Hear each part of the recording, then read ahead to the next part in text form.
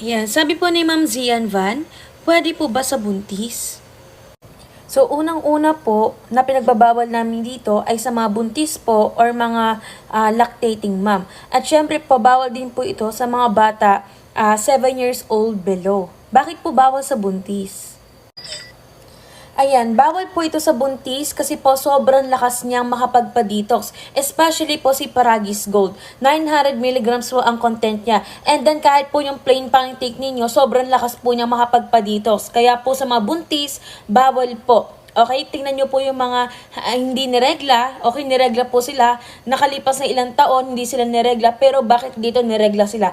It means po, okay, sobrang lakas talagang makapagpa-detox ni Paragis sa katawan natin. Especially po sa mga kababaihan dyan, nakakatulad ko, ayan po, bawal na bawal po ito sa buntis. Kasi po, sobrang lakas po ng detox effect niya sa katawan natin. Okay po? For short po, nakakapagparegla po talaga siya. Kaya po hindi namin siya nire-recommend sa mga buntis. Ayan, papakita ko po sa inyo yung mga nasa label po ng bottle. Wait lang po. So, ayan po, no, not suitable for pregnant women kasi nga po sobrang lakas niya makapagpa-detox, especially po itong si Paragis Gold, sobrang lakas na to as in po.